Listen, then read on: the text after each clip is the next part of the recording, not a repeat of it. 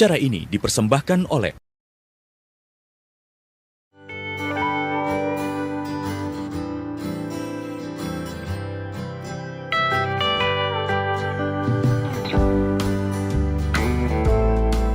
Ketemu lagi kita di program acara Pusbang Berbincang, berbagi ilmu untuk semua.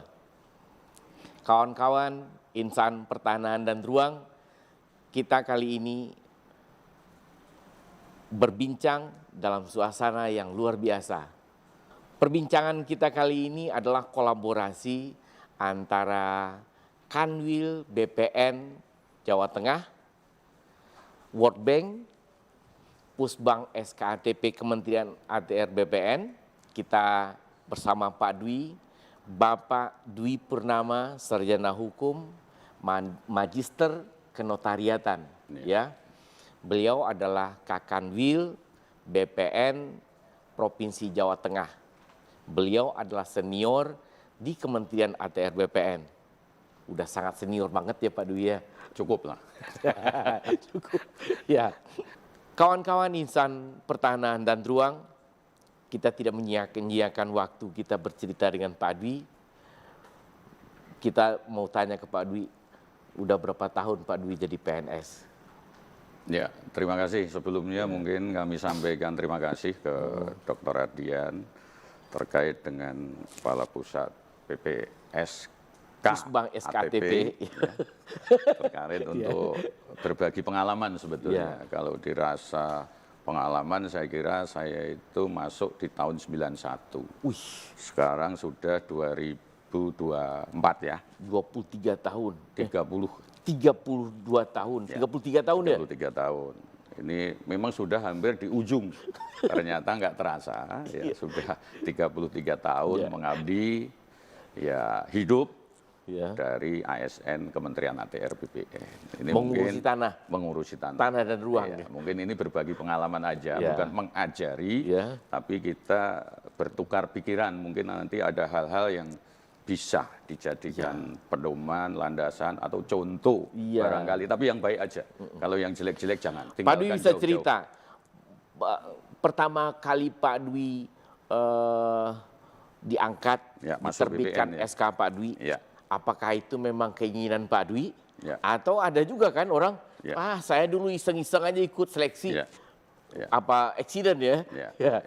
Mungkin bisa cerita Pak Dwi ya? Jadi gini, jadi pada saat itu saya itu tahun 91 ya? 91 itu saya nggak tahu BPN, waktu itu Badan Pertanahan Nasional kan. Ini menarik kan ya? Ini saya nggak tahu apa itu BPN kan gitu kan.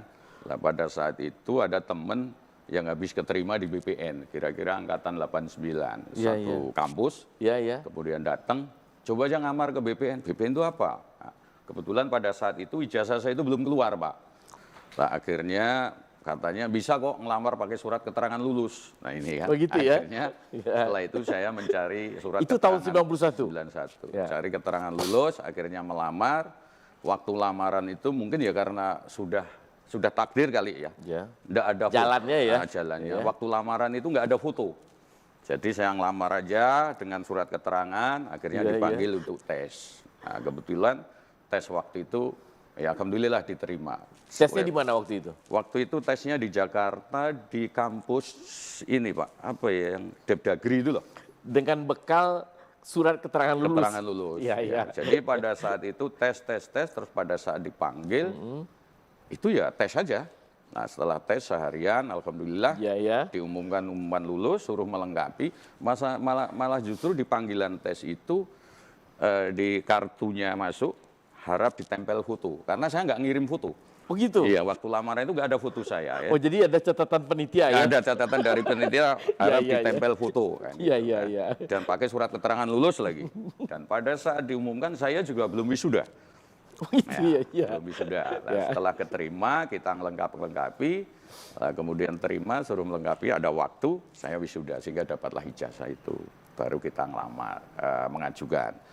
Pada saat itu sebetulnya saya juga ngelamar, kalau waktu itu kan di swasta juga. Kebetulan waktu itu keterima juga di swasta, di ekspedisi muatan kapal laut MKL, salah satu badan usaha swasta. Waktu Tapi itu Pak Dwi pilih BPN? Nah, ya itu sebetulnya dari orang tua, karena orang tua itu pegawai negeri juga. Seorang guru SD, udahlah ngabdi aja di pegawai negeri. Sebetulnya waktu itu pilihan antara gaji terutama. Gaji 91 itu kalau nggak salah saya nerima itu 80.000 CPNS. Sedangkan pada saat itu kalau swasta kita sudah nerima 400.000. Tapi harga emas tahun 91 itu kira-kira berapa? Ya 2000-an mungkin ya. 2000-an ya kalau dolar ya. Kalau dolar 2000-an, kalau emas ya hampir mirip-mirip lah kira-kira. Ya mirip ya. Jadi pada saat itu memang pilihan.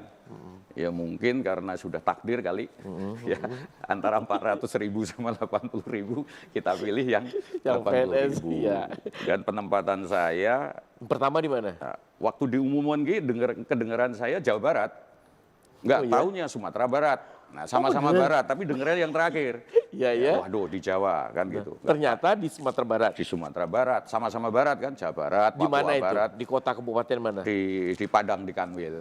Itu tahun 91, disitulah saya meniti karir 8 tahun. Ya, di Sumatera Barat, di Kanwil. Di Kanwil. Golongan 3A. 3A, ya sampai 3B lah. 3B ya kalau iya, kalau 8 tahun udah 3B dong. 8 tahun. 8 tahun 2 kali naik pangkat dong ya. Iya, hampir 3C lah kira-kira. Ya, 3C baru ya. Ternyata suka. Masih bujangan itu? 2 tahun bujang, Pak. Ya, 2 tahun bujang. Setelah itu, wah kok begini? Ya enak kalau ada yang masakin kira-kira. Sehingga saya 93 nikah. Lah, gitu, bawa dong istrinya ke Padang. Bawa ke sana untuk mendampingi. Lah ini kan. Itu perjuangan masa sulit lah kira-kira. Karir saya 8 tahun di sana, kemudian kita minta mutasi pindah. Akhirnya 98 saya ke Jawa Tengah. Jawa Tengah, setelah Jawa Tengah ke Jawa Tengah jawaban atau apa? Eselon 3? Oh, belum. Saya waktu itu nggak laku Pak di eselon Pak. Oh gitu? Nggak laku saya di eselon. Jadi staff terus ya? Staff terus 8 tahun. Setelah Jawa Tengah kemana lagi? Di Jawa Tengah sempat staff. Jadi kalau dulu kan ada jabatan kasubsi ya. Ya, eselon 5. Kalau sekarang KKS itu. Iya. Setelah itu? Saya langsung masuk ke Kanwil. Staff lagi. Jadi staff saya di sana itu di pengadaan tanah. Ya, di berapa Padang, tahun? 8 tahun. Nggak pindah-pindah saya. Oh, yang di Padang? Di Padang 8 tahun. Masuk Jawa Tengah, masuk staf sengketa. 2 tahun. Setelah 2 tahun ya. Artinya begini, kita memang perjalanan karir itu kayak sudah ditentukan yang kuasa. Walaupun upaya perjuangan itu ya harus ada. Artinya integritas mungkin kita ikhlas ya. Ya alhamdulillah saya di Jawa Tengah dipercaya waktu itu sama Pak Kakanwil. Saya nggak melalui kasubsi. Langsung dari Kanwil saya langsung diberi jabatan mungkin juga Kabid dari menteri enggak Pak. Kasih Pak. Kasih eselon 4 ya. Eselon 4. Setelah dari Kanwil saya tahun 2000 diangkat. Berapa tahun di Jawa Tengah? 2 tahun Kanwil, setelah itu terus pindah ke sebelah Pak. Kota Semarang. Oh, Kota Semarang. Ya, di Kantah. Jalan aja. Nah, di Kantah ya. Dikasih waktu itu kasihnya masih kasih PH kasih 2. Kasih 2 sekarang lah ya. Itu 2006. Ya. Itu 2002 itu masih kasih hak atas tanah. Sana 4 tahun. Di kota itu 4 tahun, kira-kira 2006 perubahan struktur organisasi. Ya sekarang terus jadi PHP, terus menjadi itu kan, ada berapa itu, ada 7 tusi ya. 7 tusi itu. Kemudian dari situ 4 tahun saya pindah lagi ke Kabupaten Semarang. Di sana dari Kabupaten Semarang, sana saya 3 tahun mungkin. 3 tahun terus pindah ke Surakarta. Jadi kasih lagi. Nah, berapa tahun di Surakarta? Hampir 3 tahun juga. Setelah itu? Setelah itu baru ditarik Jakarta jadi eselon 3 Kasubdit. Alhamdulillah. Tahun berapa itu Pak Dwi? Tahun sekitar 2011. 2011. Dari 2011 Pak Dwi lulus uji kompetensi eselon 2 tahun berapa? Uji eselon, ini yang nasibnya nggak bagus. Jadi ini cerita aja. Jadi gini, pada saat di Kanwil saya kasih itu sebetulnya udah waktu itu ada istilah adum ya. Adum itu untuk jabatan kasih, untuk eselon 3 itu adumlah saya nggak ngalami, saya langsung spama. Spama itu untuk ke eselon 3. Eselon 3 ya. Ternyata saya 2000 berapa ya? 2001 atau 2002 lupa, saya tugas Sepama. Tapi nggak jadi juga eselon 3. Oh iya, nah, pindah lagi ke Kasih, kota. Oh gitu? Ya, Kasih lagi. Di kota Semarang lagi? 4 tahun, tambah 3 tahun lagi di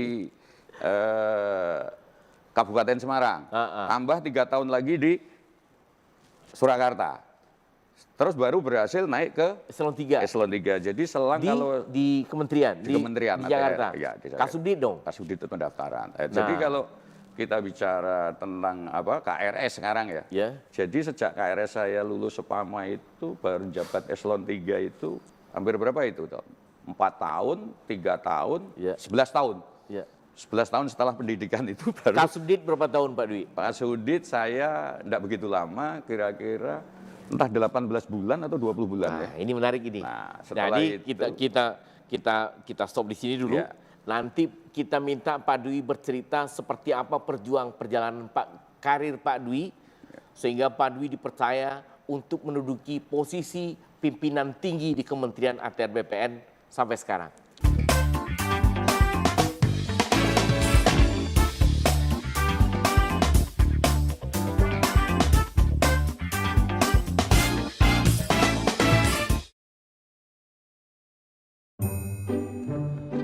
Sejatinya, hidup itu mudah.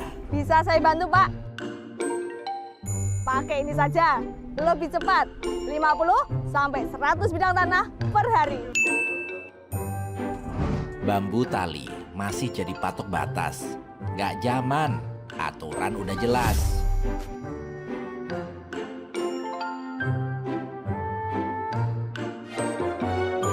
Males antre urusan sertifikat. Sudah tahu yang cepat dan tepat. Melalui PTSL partisipasi masyarakat saja, Pak, lebih mudah dan cepat. Atau Bapak bisa melalui petugas Poldatan di wilayah Bapak.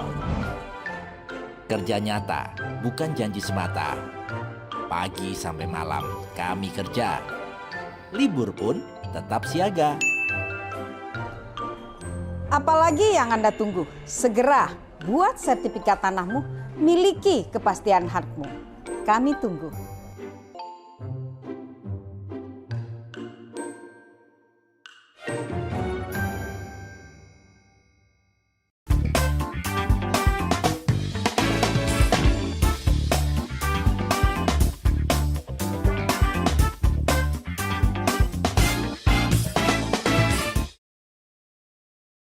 Pak Dwi sebagai ASN dalam pengalaman 33 tahun lebih ya. Di bidang pertanahan di Kementerian Agraria Tata Ruang ATR BPN, apa yang Pak Dwi ingin ceritakan ke junior-junior kita ini? Yang harus dimiliki, apa sih modal yang harus dimiliki sebagai seorang ASN sehingga Pak Dwi insya Allah, dan saya yakin itu, Pak Dwi akan mengakhiri tugas Pak Dwi ini dengan sangat baik. Amin, amin, amin. Apa yang perlu dibekali? Jadi pesan saya, Bapak Ibu sekalian, khususnya junior-junior yang lagi meniti karir di BPN, jadi jabatan itu bukan hak. Yang penting kita kerja berintegritas, berdedikasi, ya, menunjuk ikhlas, ya, menunjukkan layanan kepada masyarakat yang baik, pasti pimpinan nanti akan menilai. Bukan berarti bahwa, oh saya sudah begini, saya harus dapat jabatan ini. Tidak, jabatan itu seperti saya pakaikan di muka, bahwa jabatan itu adalah kepercayaan, amanah, kan gitu kan. Nah itulah yang harus benar-benar. Jadi intinya jabatan itu bukan hak. Pada saat ditempatkan di suatu unit kerja manapun, itu memang harus ikhlas. Ikhlas ya, ikhlas dulu. Ya. Yang kedua punya integritas, yang ketiga dedikasi. Ya. Tunjukkan kalau bahwa kita itu mampu menyelesaikan. Ikhlas, integritas, dedikasi. Mampu ya, mampu menjalankan tusi itu dengan baik. Ya, enggak usah terpengaruh, wah yang enak itu di seksi mana. Ini yang nggak boleh. Ya. Karena saya punya pengalaman, saya itu tidak duduk di seksi, ya saya awali dari pengadaan tanah, dari sengketa, kemudian hak atas tanah, kemudian ke apa? Kalau sekarang apa ini? Penetapan hak, HHP, penetapan hak, kan gitulah. Kemudian masuk ke subdit. Jadi pada saat kita menempati jabatan-jabatan fungsi Ya, kelola dengan baik, pahami betul semua norma, patuhi segala SOP, dan kita mempunyai keyakinan kita mampu untuk menyelesaikan itu. Yang kedua, juga kalau kita kurang, banyak diskusi, baca buku, kalau sekarang lebih mudah, Pak. Belajar intinya. Belajar. Baca Google itu udah komplit, Mbak. Google itu komplit. Kalau saya dulu mungkin kalau nyari aturan masih buka. Aturan-aturan sekarang itu tinggal kita itu pingin apa, ketik di Google itu sudah menjawab. Pengen cari pasal berapa, itu sudah menjawab. Iya. Kalau dulu harus mencari, Pak. Harus mencari, Pak. Manual. Kadang-kala sekarang harus sudah nyari dari bukunya. Minimal kalau kita nggak punya duit, Iya. kita datang ke toko buku, Iya. nyari aturan-aturan, kita baca pulang. Ya. Kan gitu. Kalau sekarang ada HP, sekarang akan lebih, ada tablet, lebih cepat sebetulnya dalam mencari mungkin norma-norma hukum atau norma-norma aturan yang dikelola oleh BPN itu akan lebih cepat. Oke Pak Dwi, ya itu kota kuncinya. Ada 3 tadi Pak Dwi, ikhlas, integritas, apa dedikasi. Dedikasi. Dan satu lagi yang lebih penting, jangan berhenti belajar. Ya. Pengalaman apa yang paling berkesan Pak Dwi? Selama lebih kurang 33 tahun menjalani kehidupan sebagai pegawai negeri sipil di bidang pertanahan, apa yang paling berkesan Pak Dwi? Jadi gini, pengalaman yang anu aja dah. Ini yang sedih apa yang gembira ini? Yang sedih saya kira nggak usah lah. Ya udah. Ya, yang sedih nggak usah. Ini kalimat beliau ini. Nggak usah, yang sedih nggak usah diceritakan lah. Itu pengalaman pribadi. Jadi filosofis hidup Pak Dwi, saya banyak bercerita dengan orang-orang lain ya. Ketika saya minta bercerita tentang kesedihannya, yang luar biasa pada orang-orang yang menduduki posisi tertentu ya nih, dia tidak pernah mau bercerita tentang kesedihannya. Luar biasa. Pak Dwi hanya mau bercerita tentang kebahagiaannya. Supaya audien yang mendengar juga bahagia Pak Dwi. Silakan Pak Dwi, apa yang paling berkesan? Jadi gini, pada saat suatu titik tertentu, ya kita dihadapkan pada suatu masalah, kita berani bertanggung jawab. Dengan keyakinan diri, dengan knowledge yang kita punya, dengan legacy legalitas yang ada, kita sampaikan itu. Sehingga permasalahan itu bisa terselesaikan. Nah, yang paling menarik lagi adalah pada saat kita dikasih tugas pimpinan, dalam waktu yang pendek, kita bisa membuat pimpinan itu percaya kepada kita. Dan saya memang orang yang tidak mau ke siapapun pimpinan kita di level tinggi maupun di level menengah, saya suka menyampaikan apa adanya. Jujur, sesuai dengan data faktanya, baru kita ambil suatu kesimpulan. Walaupun kadang-kala, mohon maaf, mungkin penyampaian saya menjadi tidak enak. Tapi itu bagi saya, dalam suatu ruang diskusi atau dalam suatu ruang rapat, apapun harus kita sampaikan. Supaya pimpinan itu tidak salah mengambil keputusan.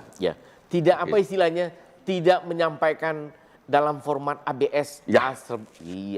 Walaupun ya mungkin dirasa kok ini hal baru, kan gitu kan. Tapi bagi saya, sepanjang saya percaya kepada apa yang kita sampaikan, kita harus bisa memberikan semacam argumentasi, legacy, legalitas. Karena basic saya kan basic justice, jadi saya masuknya ke sana. Sehingga pimpinan itu bisa mempertimbangkan yang mana yang harus diambil keputusan. Lah kalau sudah sebagai regulator, penyiapan kebijakan menyampaikan apa adanya, nanti keputusan apapun, ya silahkan pimpinan. Walaupun keputusan pimpinan belum tentu sesuai dengan apa yang kita sampaikan. Tapi itu sudah bentuk keputusan. Kita harus tunduk. Ini pengamatan saya ya, kawan-kawan insan pertanahan dan ruang ya. Saya setiap ada pertemuan, forum rapat dengan Pak Dwi, yang tidak pernah absen di forum untuk melafazkan, menarasikan cara berpikir beliau, ya Pak, salah satunya Pak Dwi. Memang seperti itu. Kadang-kadang Pak Dwi ya, pimpinan panggil kita, yang sebetulnya yang pimpinan harapkan itu bukan ya Pak, siapa. Bukan itu yang diharapkan oleh pimpinan sebetulnya. Betul. Pimpinan itu ketika panggil stafnya, dia mengharapkan ada tahapan pengujian cara berpikir pimpinan untuk memperkaya konsep berpikir pimpinan. Dan beberapa kawan-kawan kan dipanggil pimpinan, saya maunya ini loh. Lantas kita jawab, ya Pak, siapa? Sebetulnya pimpinan tidak berharap itu ya Pak Dwi ya.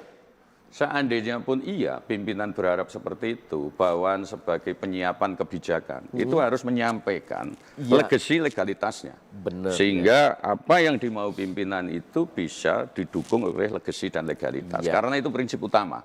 Ya, karena kita itu BPN itu adalah lembaga satu-satunya yang dipercaya untuk mengelola aset rakyat seluruh Indonesia. Memberikan kepastian hukum. BUMD memberi kepastian hukum. Sehingga aspek-aspek itu harus dilihat. Jadi lambang satu sertifikat itu tidak hanya sekedar sertifikat. Sertifikat itu menggambarkan agraria.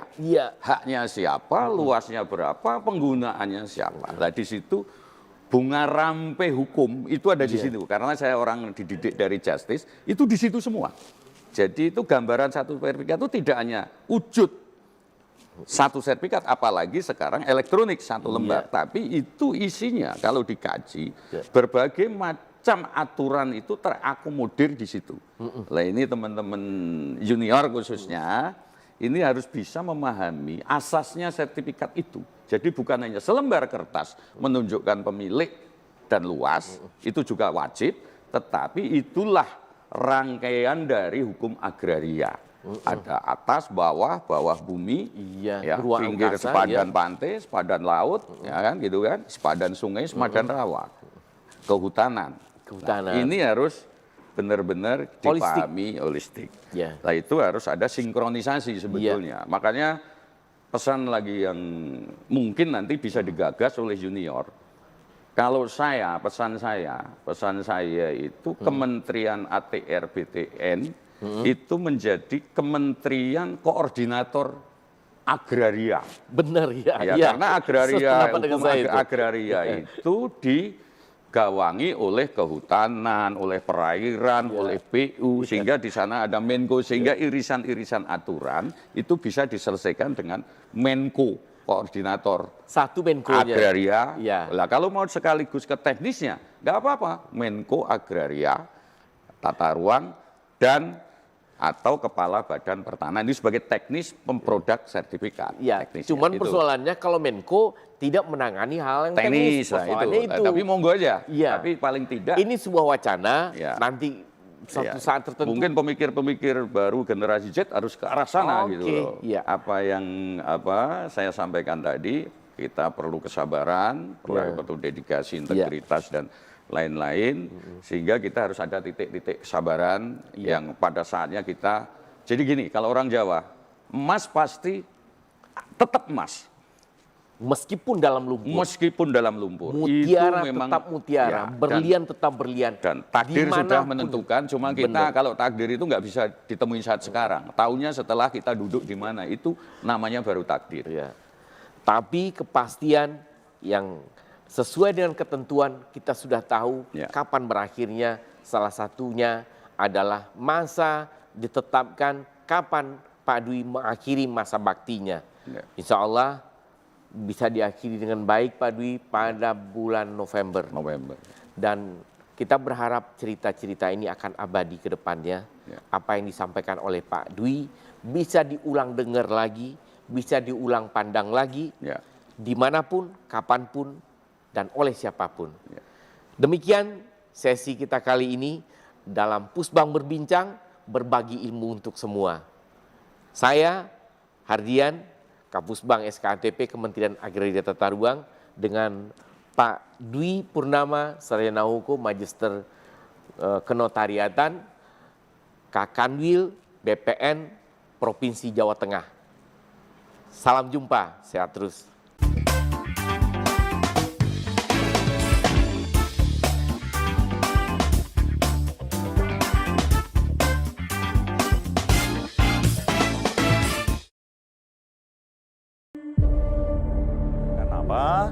Di ATR BPN ini khususnya kita juga bersinergi kolaborasi antara ATR BPN dengan aparat penegak hukum, kepolisian dan kejaksaan, pemerintah daerah, kemudian badan peradilan, kemudian dengan TNI. Ya, semangat kita gebuk. Kita gebuk. Kita berani untuk menggebuk mereka.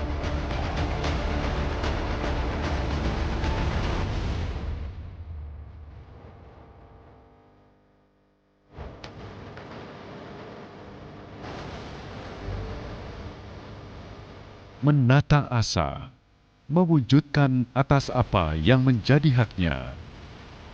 Bentang tanah terpetakan.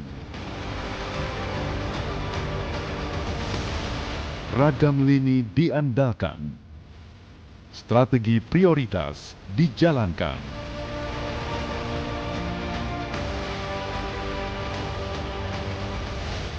Coba mengambil peran. Inilah kami, Puldata, pengumpul data pertanahan.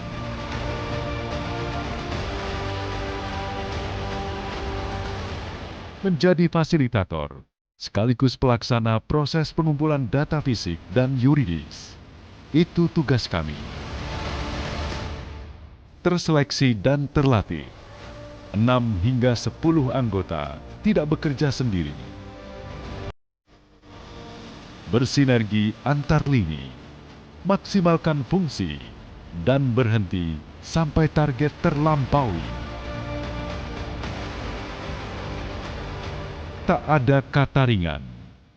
2 tahun ke depan adalah sebuah perjalanan. Bergerak bersama. Sertifikasi tanah di tahun 2025. Kami yakin tuntas terlaksana. Puldata hebat menghasilkan peta yang akurat dan alat bukti yang kuat agar masyarakat memperoleh sertifikat.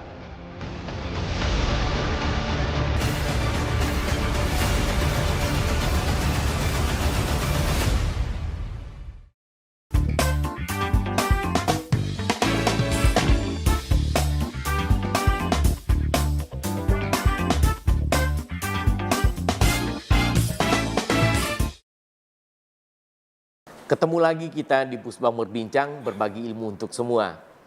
Kali ini adalah sesi diskusi kita dengan Bapak Dwi Purnama, sarjana hukum, magister kenotariatan. Beliau adalah Kakanwil BPN Provinsi Jawa Tengah. Kalau beberapa waktu yang lalu kita bercerita tentang hal-hal personal yang beliau jalani selama masa beliau mengabdi sebagai pegawai negeri sipil.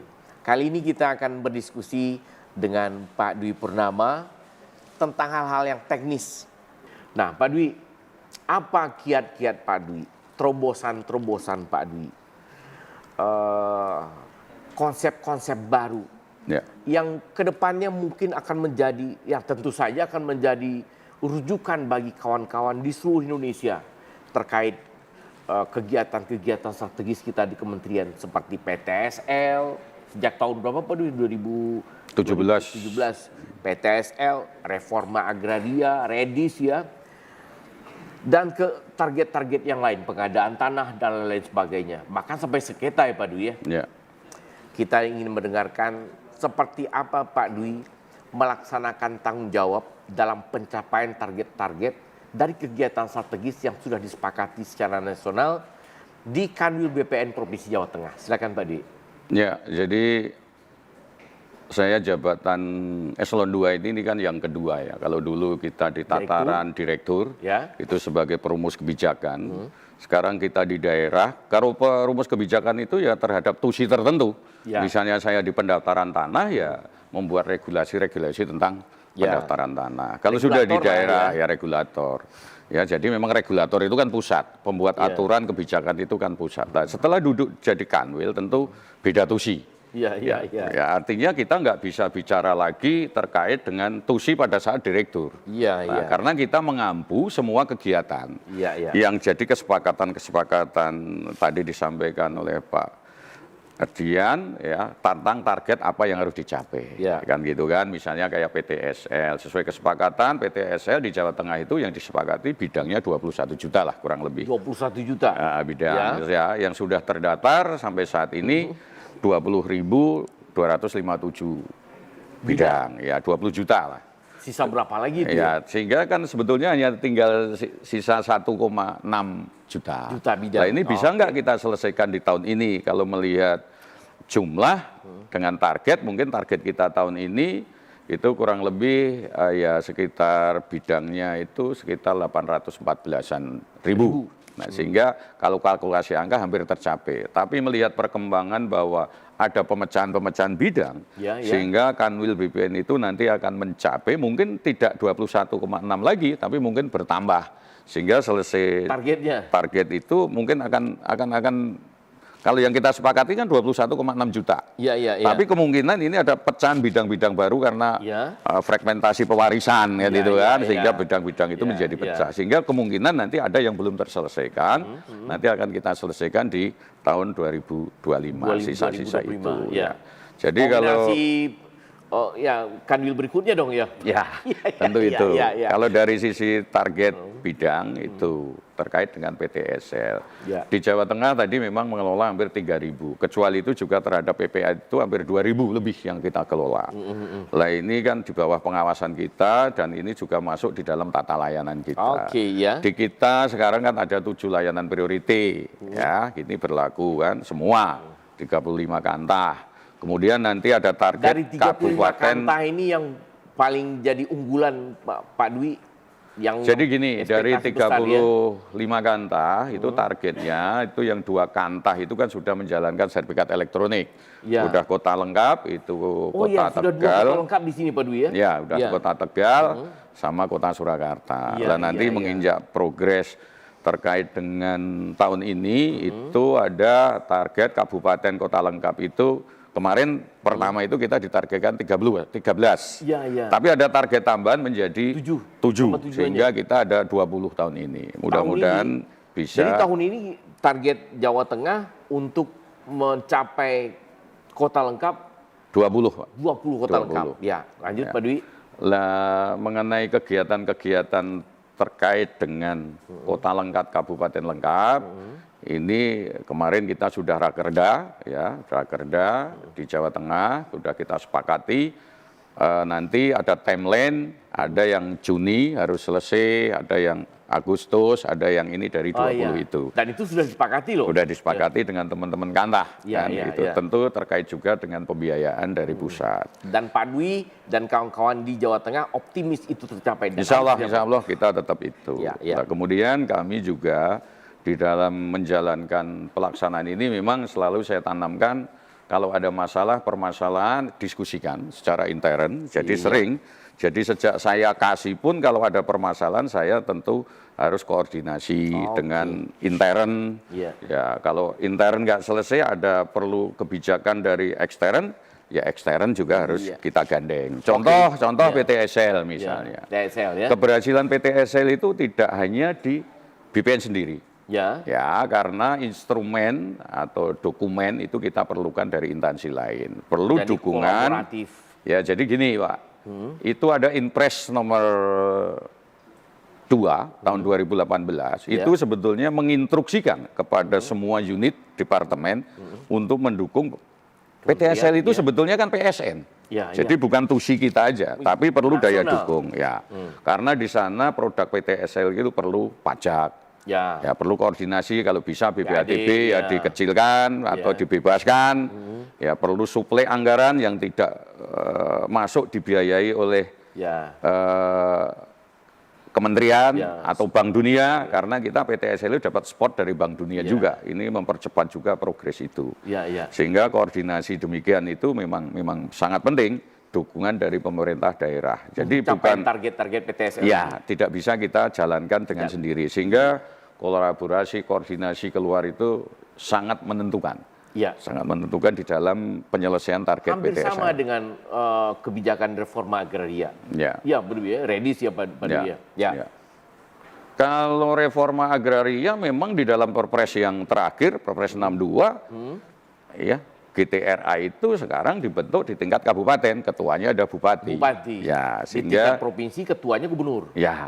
Dan kemudian anggaran-anggaran akses reform, kita bicara reforma agraria kan ada aset, ada akses. Kalau aset itu tugas kita. Tentu kita biayai dengan DIPA kita. Kalau akses, kolaborasi. Nah, kalau akses itu di kita sebetulnya hanya fasilitator. Nah, sebetulnya ini menurut saya sisi kelemahan kita. Sisi kelemahan kita karena hanya sebagai fasilitator, mengkoordinir, mengini, tapi dari sisi anggaran memang kita nggak tersedia. Mungkin kegiatan akses terkait kegiatan UMKM, peternakan, pertanian itu memang nggak ada di tusi kita. Lah mungkin ini kita terkait dengan reforma agraria itu harus menggandeng memang benar-benar dari pemerintah daerah. Kalau bisa lah itu daerah setiap bupati menganggarkan untuk akses. Lah, asetnya yang kita yang menyelesaikan, tapi ini bentuk dari kolaborasi. Gitu. Dan bukan berarti juga kita karena itu bukan domain kita, kita meninggalkan kesepakatan yang sudah kita capai secara bersama-sama dalam tim GTRA ini ya Pak Dwi ya. Nah lanjut Pak Dwi, setelah GTRA apalagi kegiatan-kegiatan yang sudah ditargetkan secara nasional dan Pak Dwi dan tim yang jumlahnya 3.900 lebih tadi laksanakan di Jawa Tengah ini? Jadi untuk reforma agraria sebetulnya setelah saya menjabat itu akhir 2021 sampai sekarang itu sudah kita laksanakan reforma agraria penyelesaian sengketa konflik itu di Bandungan itu hampir 178 hektar. Selesai, kita redis, kita akses reformkan, berkoordinasi.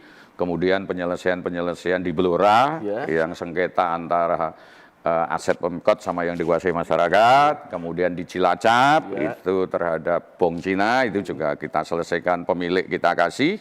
Kemudian juga di Pemalang itu tanah yang sebetulnya sudah tidak dikelola kita rediskan semua kepada masyarakat petani. Ya tinggal aksesnya aksesnya ini perlu tetap kita kolaborasi terus karena apa gunanya setelah aset jadi cuma asetnya dijual, tidak diberdayakan, tidak masuk akses. Dan nanti setiap waktu kita redis terus setelah hasil redis dijual kan itu kan kasihan itu.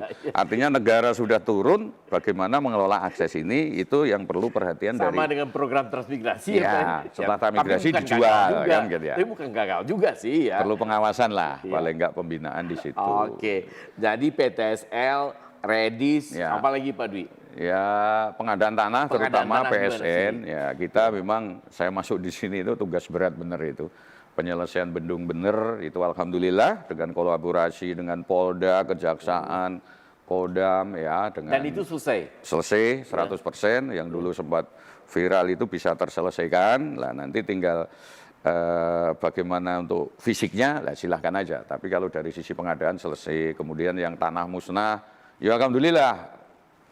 Pelan tapi pasti ada target tertentu yang selesai karena ada beberapa regulasi yang memang harus disesuaikan. Kalau PSN yang fisik di Jawa Tengah apa? Banyak kali ya? Jalan tol Bendungan itu. Yang paling banyak jalan tol Bendungan yang sekarang kita anukan. Kawan-kawan insan pertahanan dan ruang, saya melihat ekspresi Pak Dwi setiap dia cerita tentang capaian target itu, ada kepuasan gitu loh. Atau penangan saya aja.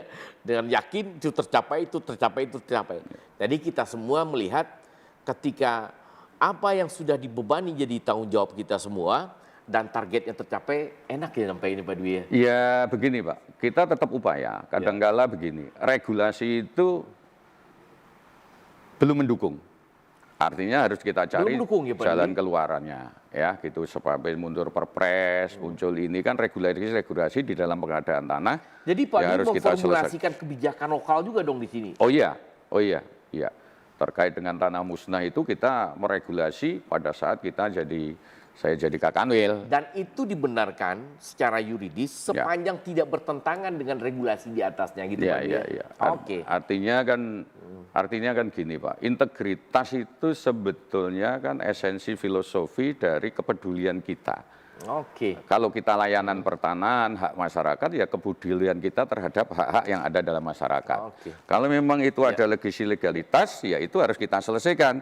Kalau belum ada regulasi, ya kita sampaikan sehingga nanti muncullah legalitas untuk menyelesaikan itu.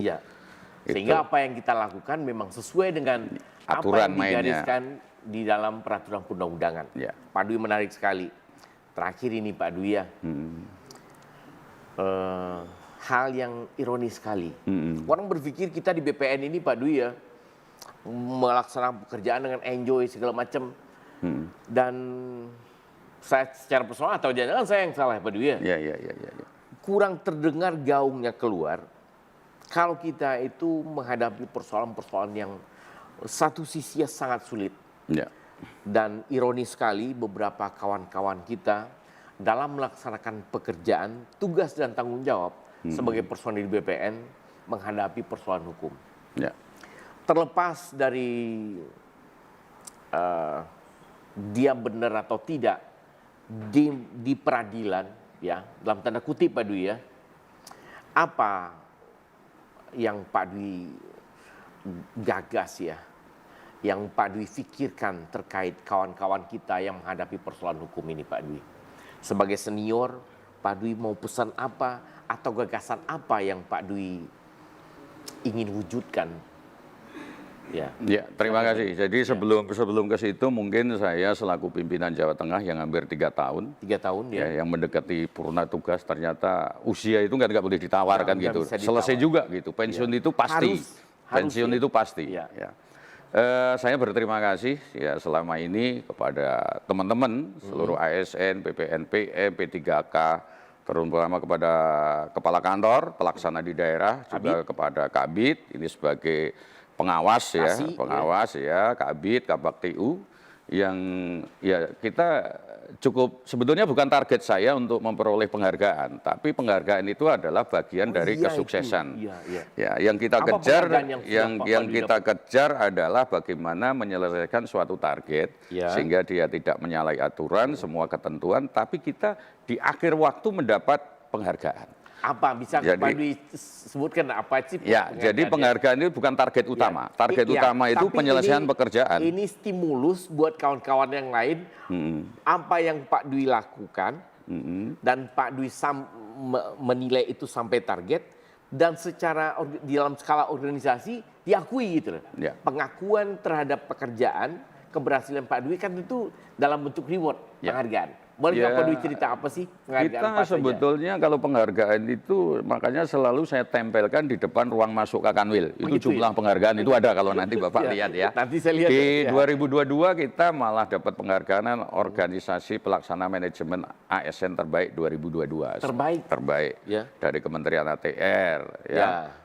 Terbaik 1 mitra pensertifikatan tanah wakaf dari BWI. Banyak lagi di 2023 penghargaan pencapaian target terkait dengan penanganan mafia tanah. Ya, itu kita dapat juga 2023. Dari kementerian juga. Ya, terus dari 2024 yang sedang berjalan ini kemarin waktu raker itu. Oh iya, rakernas itu ya alhamdulillah kita berdiri sampai 3 kali. Juara 1 lagi. Ya, pelaksana pengadaan terbaik tanah dari Menteri ATR. Anggaran tertinggi, kemudian terkait KKPR. Oh iya, tata ruang juga ya. Terus kemudian terhadap kontribusi pengadaan tanah jalan tol. Itu beberapa ini, makanya tadi saya sampaikan terima kasih sekali dan kita selalu berkoordinasi terus, sekecil apapun kalau ada masalah diskusikan.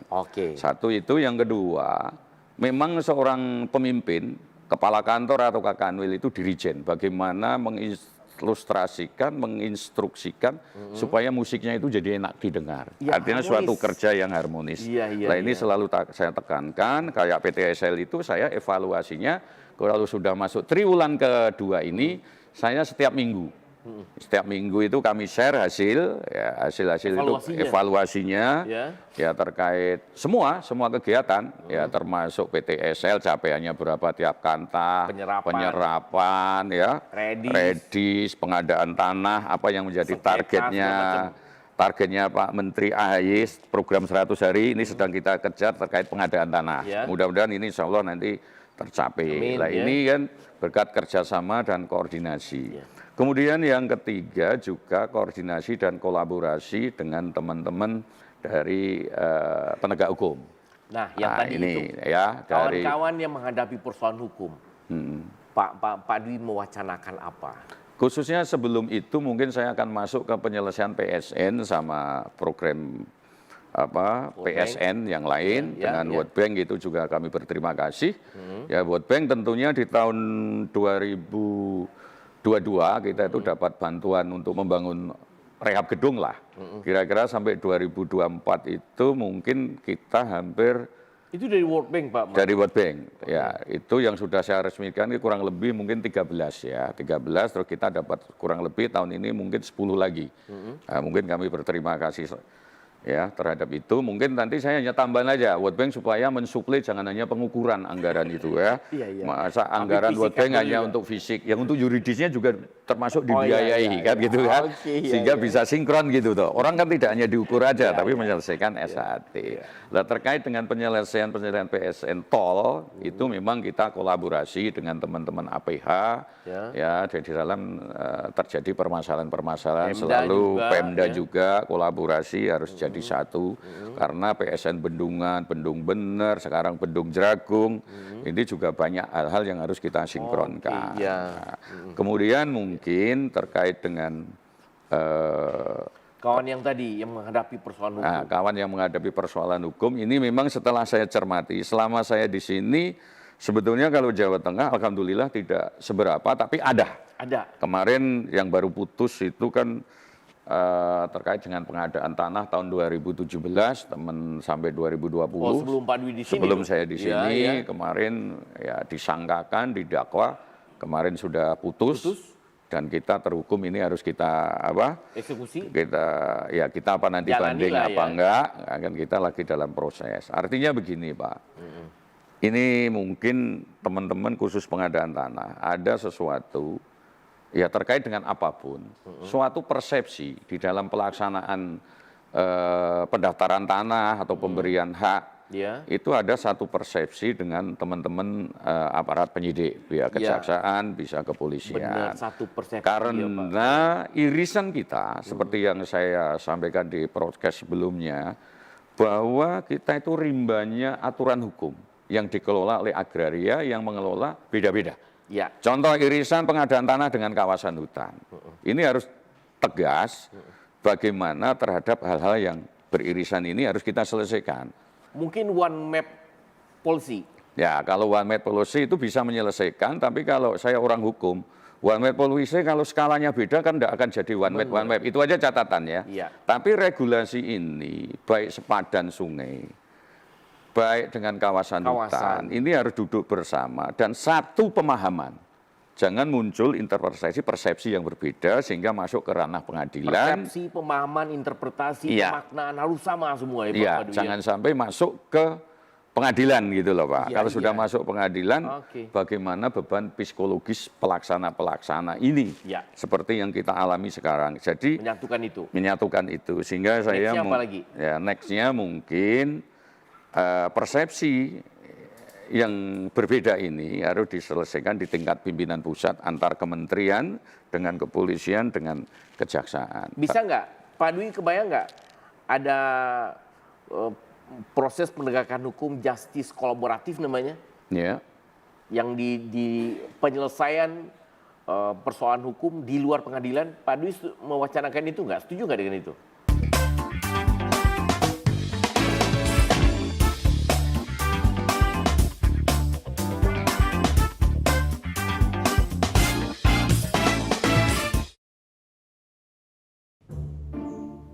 Boleh ngapa sih, Wok? Ganggu wae. Iki lho lagi jogo tanahku, berak diserobot mafia tanah. Walah, iki wis mulai angot ge. Ini geser. Geser. Jenenge jaga tanah, kowe ora karo nganggo galon kayak kiye, pamaning diisi lemah. Galon ki nggo ngangsu, ngadol banyu, ana-ana bae kowe tak gobrus-gobrus. Jenenge patok kowe batas tanah kowe nganggone beton. Beton. Lah kuwi ilahi Wok. Kentir kota. Kowe kijing. Kok mbobot nang ndi? Wes jare beton. Lah kuwi kan beton. Ora kaya kowe Wok. Arep dikeprewekna beton kaya iki modele ora sah. Patok batas kowe ana ukurane. Iya, nek arep tuku gampang jane. Nang toko besi ana. Toko besi. Oke. Regane murah kok. Yakin. Kok arep reseller arep kulakan ya bisa. Mari Wok, tuku patok.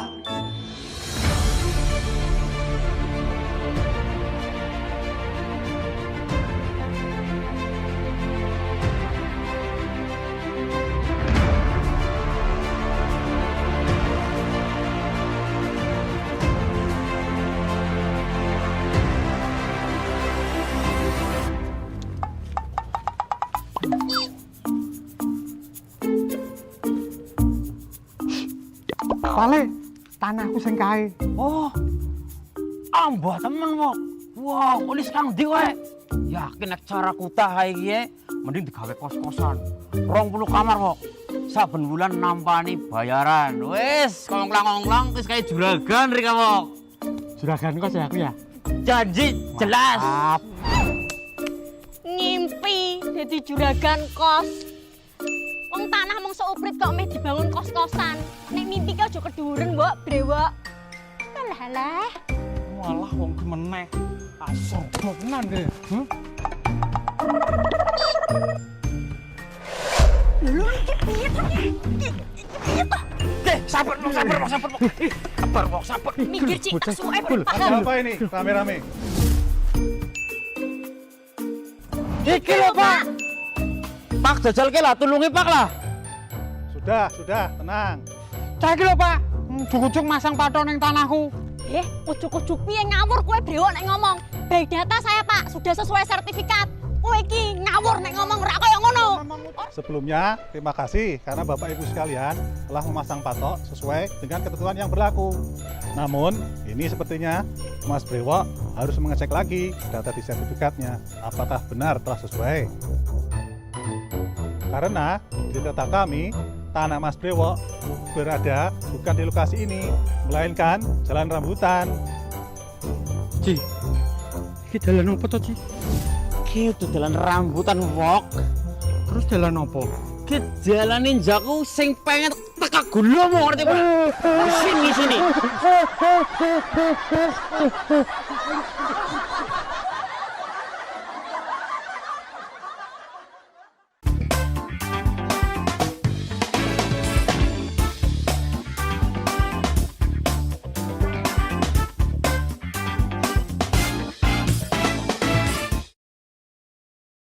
Pak Dwi mewacanakan itu nggak? Setuju nggak dengan itu?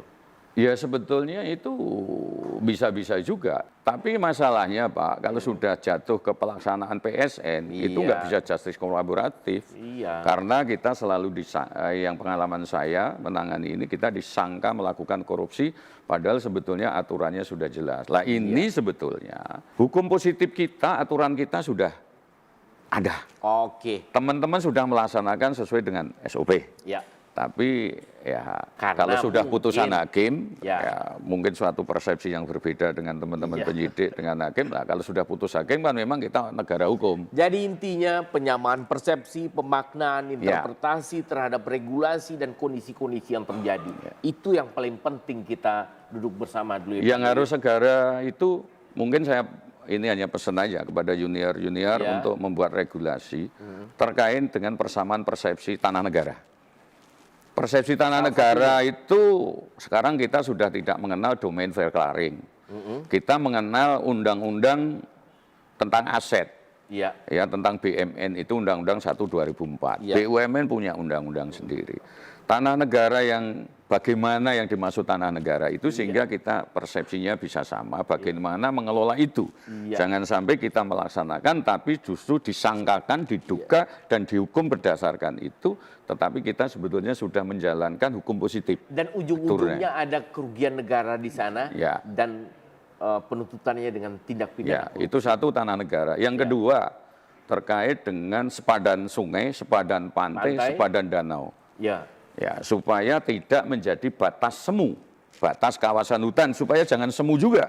Itu harus dilenditkan nanti dengan skala yang sama, supaya teman-teman pelaksana itu bisa lega gitu loh. Jangan memandang persepsi dari BPN, dari instansi lain memandang dari persepsi lain.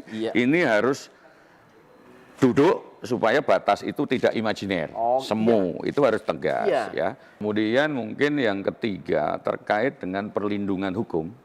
Bagi teman-teman kita yang sedang menjalani pemeriksaan baik lidik, sidik maupun disangkakan, yang ditahan, yang sudah menjalani itu bagaimana? Ya paling tidak dengan melihat perkembangan teman-teman sekarang ya dalam ratusan loh di Indonesia sekarang. Di Indonesia itu banyak yang terkena kasus demikian. Paling tidak ada tim advokasi yang mendampingi. Mungkin kalau ada tim advokasi ya levelnya ya minimal eselon 2 lah. Jangan eselon 3 karena dia harus mampu mengorganisir.